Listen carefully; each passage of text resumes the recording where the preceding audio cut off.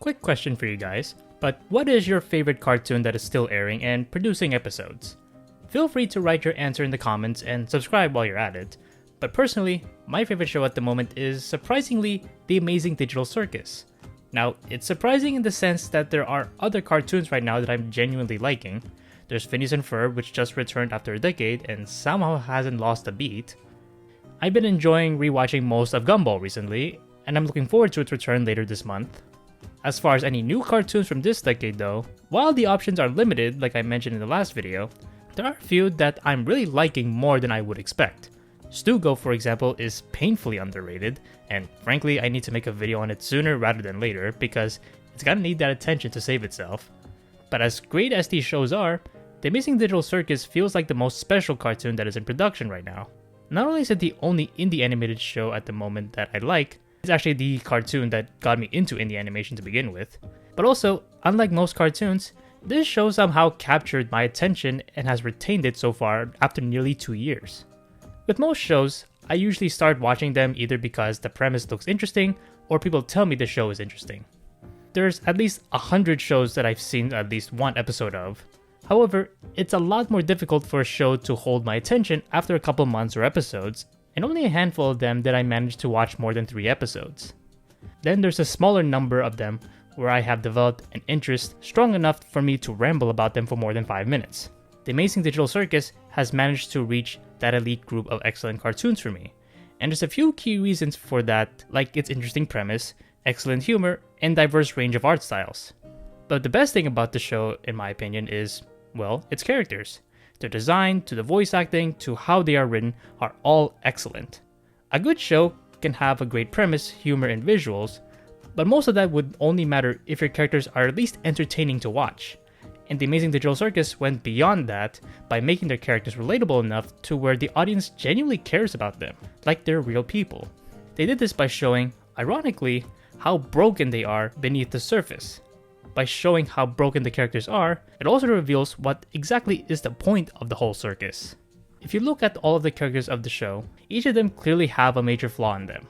Pomni seems to have anxiety issues, Kinger has problems with thinking and memories, Gangle is shy and has drastic mood swings, Jax is a mean asshole to everyone around him, Zooble is insecure of herself, then there's Ragatha, who on the surface appears to be a bit of a Mary Sue kind of a character, with her ability to maintain a positive tone and cheer people up to the best of her ability, but in reality, she is also flawed, particularly scared of failure, and you'll see what I mean later on. In each episode so far, we get a bit of world building here and there, and we get a spotlight on each of the characters. The first 2 episodes focus on Pomni obviously, since she is the main character. Pomni represents us, the audience, in a way actually. We are all thrown into the world of the Amazing Digital Circus at the same time, and we are naturally confused about what is going on. Pomni's anxiety stems from her being insecure with the unknown, and we as viewers also share this feeling in the first few episodes because we are just as unsure of what's next. However, after the first couple episodes, Pomni lightens up a bit, and feels a bit less anxious as she gets used to Kane's shenanigans, and yet again, much of the audience feels less of this emotion as well in recent episodes. Not only because we become more familiar with the show's premise, but the adventures themselves, thanks in part to Pomni's feedback to Kane, become more grounded, at least as of the recent episode.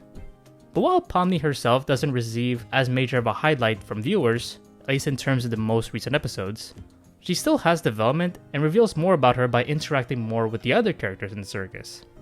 In episode 3, the spotlight focuses on Kinger, ironically by putting him in the dark. Under bright environments, Kinger is the funny, bumbling idiot character that a lot of people liked for the comedic relief but not necessarily love. But in dark settings, Kinger is a lot better cognitively and can recall his memories. The sheer amount of time he spent in the circus definitely contributed to his cognitive discrepancy.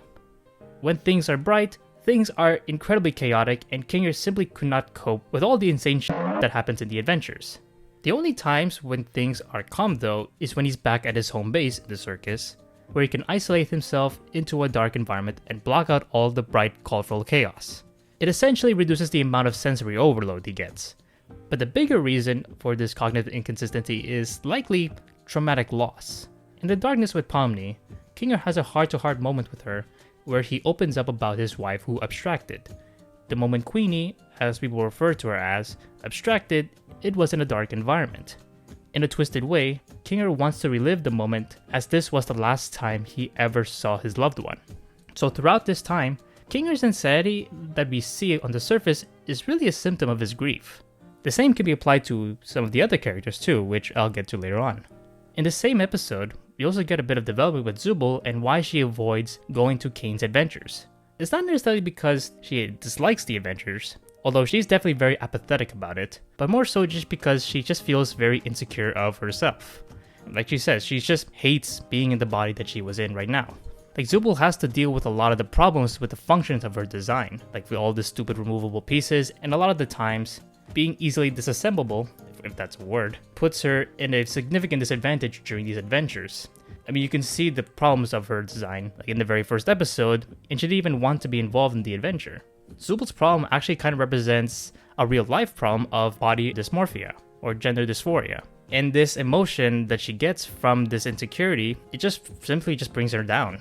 And this form of insecurity only gets inflamed because Jax, who, like I said, is an asshole to everyone, often enrages her with his antics either directly or indirectly, hence why Zooble acts against him so much. But the goodness with Zooble is that she does find comfort with other characters, primarily with Gangle, and between the two, they actually share a mutual relationship that benefits both of them. And as for Gangle, her main issues are her mood swings and shyness, like I mentioned earlier. Gangle has her own interests and desires, but fails to achieve them in the real world. And we see this full on, like during episode 4, when she basically relived her life in the real world before she got into the circus. She was a fast food manager, and while she did do the job, she was definitely not happy doing all of it. In reality, she has her own desires of being an artist, and we learned in a later episode, she wanted to go into graphic design but dropped out because anyone who's gone to college probably acknowledges that when you're pursuing your dreams, you're often told you have to be realistic. And while, yes, that sentiment is probably important to acknowledge, it brings down so many people, because telling people that you should be realistic just means you have to be less ambitious. And naturally, this feeling of this encouragement just brought down Gangle to where, like, she does go back and forth from feeling really happy to really depressed. And some people will also point out that is kind of a form of bipolar disorder too. But thankfully, as in the 2 most recent episodes, Gangle and Zooble find that they actually have some common ground in art, and they start draw together, and they kind of committed to that towards the end of episode 5. Also, it's also worth noting that their mutual hatred towards Jax also kind of brought them together too. And I guess that leads us to Jax, who is kind of the co-star to the most recent episode, along with Ragatha, who I'll get to later on. So Jax throughout the entire time has been, like I said throughout the entire video, a major asshole. And for a while, we never really got to see why. And as a result, up until recently, because of the unexplained behavior, he was my least favorite of the characters. Like, he treats everyone like a joke with little regard to their well-being. So naturally, I'm not gonna have any empathy for people who doesn't have empathy for anyone else. But even though he provided little regard to anyone's well-being throughout the past 5 episodes, in many of these episodes, he was punished for a lot of his antics. And you see that especially in episode 5, where during the lightning round, Zooble and everyone else basically, apparently you can actually just vote to impose traits that negatively affect one's character. And naturally, Jax gets very frustrated with that, while at the same time being entertaining towards everyone else, including the audience actually. But the most important thing about episode 5 towards Jax's development is that we kind of got hinted towards what's really the root cause for his asshole behavior. While Jax's behavior definitely demonstrates him being as a broken character, similar to Kinger, he's also grieving. Based on what Ragatha and the intermission scene, funny enough, hinted at, Jax also had a friend in the circus, and he lost him due to abstraction.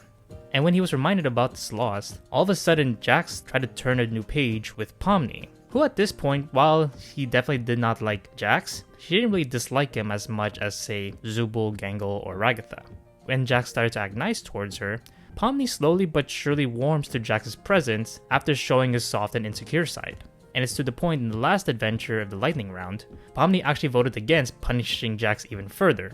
And in addition to that, Pomni also started to really try to know Jax more. Whether it's because Pomni just wanted to know more of Jax's soft side, or because of Jax's manipulation, I can't say. But Ragatha, on the other hand, probably feels like it is due to manipulation. Which I guess leads us to her, and talking about her main issue, which, in my view, is probably insecurity of being alone. Throughout the past 5 episodes of the Amazing Digital Circus, Ragatha is basically like this form of positivity, like anyone who has watched like shows like, say, The Owl House or Molly McGee would know like this kind of character. Someone who's very upbeat, trying to look at the positive side, even though they are basically stuck in a lot of terrible situations. And for a while, I sort of interpreted this positive attitude as a counter to the fear of being alone in a very uncertain situation. And this results in her treating everyone well, except for Jax, because she rightfully thinks he is an asshole. Although her attitude towards Jax may be more than just because Jax's own attitude. Her own treatment towards Jax probably also stems to her toxic relationship with her mother, as hinted at when she started trauma dumping in episode 5. According to her, her own mother is, well, let's just put it lightly, definitely not the kindest mother out there. And honestly, if you want to interpret her words to its most extreme conclusion, there's a good chance that Ragatha's mom was actually abusive to her. And some people have pointed out that the button on her eye may be a reference to that. So naturally, growing up with a toxic parental figure like that, you kind of start projecting like your own frustrations to someone who resembles those traits. So there's a good chance that Ragatha projects the way she views her mother to Jax, because Jax kind of acts like what her mother used to do to her. I mean, Jax obviously plays around with her and honestly kind of puts her in very tricky situations. And with all this in mind, naturally she's going to feel very insecure when Pomni starts to warm up to Jax. And when she sees this, naturally she's going to start doubting her own ability to maintain her relationship with Pomni, despite maintaining her positive attitude. And this is something to keep in mind heading towards episode 6 whenever that comes out, considering that, according to Gooseworks if I recall correctly, this episode is supposed to focus on Ragatha as much as Jax, similar to the most recent episode. A lot of people interpret the end of episode 5 as a form of Ragatha feeling left behind, and there's a good chance that she might be the next person to abstract. Now, personally, I don't interpret it that way, just because, well, for one, Ragatha still has support from Gangle and Zooble, albeit indirectly just because they have a mutual hatred of Jax. Less so because they actually like each other. Obviously Gangle and Zooble do, but they don't really feel the same way towards Ragatha. If anything, Gangle herself actually expressed doubt towards Ragatha's own positivity. But even with that in mind, I actually don't think that Ragatha is going to go away anytime soon. At least I'm hoping that's the case, just because she is probably my favorite character in the entire show. But I think the only reason why I believe that, besides just wish casting it, is just because all 6 of them need each other in order to survive the Amazing Digital Circus and manage to make their way out eventually. If you observe the main flaws of each of these characters, you will notice that all of them are affected by each other by one way or another, and many of them have a positive or negative relationship with each other, except for one person, which is Pomni. Pomni is the only person in the entire circus who has a positive relationship with everyone among the human characters, and even now Jax. Much to Ragatha's dismay, of course, but Ragatha herself probably still wants Pomni to be on her side. And in my view, this makes Pomni the key to getting out of the circus. Now, how do you get out the circus exactly? Well, you kind of have to now look at Kane's character. So we know that Kane is basically an AI, and all AIs are programmed to do a specific purpose. And his purpose seems to be just creating the most emotionally memorable adventures for the human characters. Now, whether that adventure be exciting because it involves a lot of action, or like there's a cool heist that you're supposed to stop because it's just a fun adventure after all, or because it's a very dark, emotionally scarring adventure like what we saw in episode 3. Kane does not like the adventures to be stale. And that's the reason why he went through that lightning round of the suggestion box, because all of them seem to go against what he's programmed to do. And he will not stop making these adventures and putting all these human characters into these turmoil until he creates the ultimate adventure where everyone participates, grows, and works together in unison. And Pomni is the only person who has the ability to unite all of them to work on that common goal.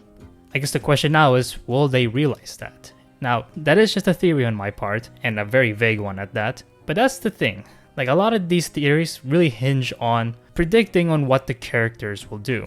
And you really can only predict that when you break down like what is it that makes these characters tick, or rather broken in this case. And once everyone acknowledges these flaws, only can they unite and work together to complete the game of the Amazing Digital Circus. But these are just my thoughts, and yours may be different. What do you guys think of the characters of the show, and how do you guys think this will play out? Feel free to comment down your thoughts on the Amazing Digital Circus, and please give this video a like, and subscribe for more content like this. With all that said, thank you all for watching this video. I hope you all have a great day. See you in the next one.